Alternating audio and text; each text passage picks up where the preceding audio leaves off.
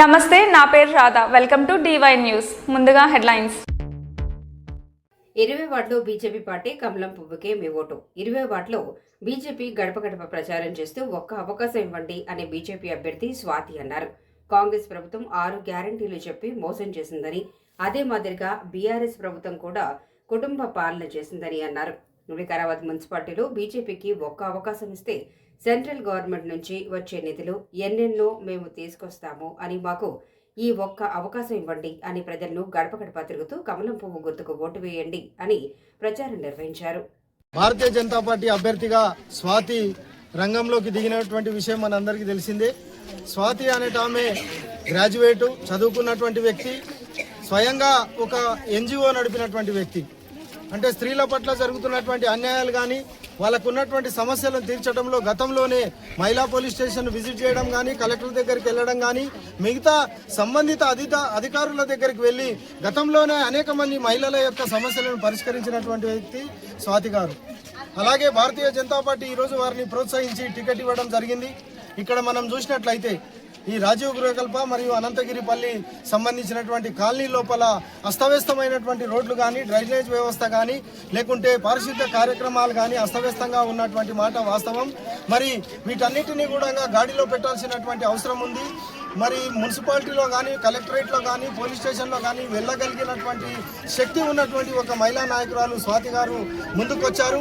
వారిని ఇక్కడ ఉన్నటువంటి ప్రజలందరూ కూడా ఆశీర్వదించి పంపిస్తే ఇక్కడ తిష్టవేసినటువంటి అనేక సమస్యలకు, దీర్ఘకాలికమైనటువంటి సమస్యలకు పరిష్కారాన్ని చూపే దిశగా వారు పనిచేస్తారని చెప్పేసి ఈ సందర్భంగా ఇక్కడ ఉన్నటువంటి ప్రజలందరికీ కూడా మేము తెలియపరుస్తున్నాము.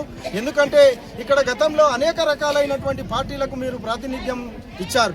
గతంలో కాంగ్రెస్కి ఇచ్చారు, అంతకుముందు కొన్ని రోజులు తెలుగుదేశం పార్టీకి కూడా ఉండే, ఇప్పుడు మొన్న 10 సంవత్సరాలు ఇక్కడ TRS పార్టీ కూడా ఇక్కడ కౌన్సిలర్గా కానీ, మున్సిపల్ చైర్మన్గా కానీ పనిచేయడం జరిగింది.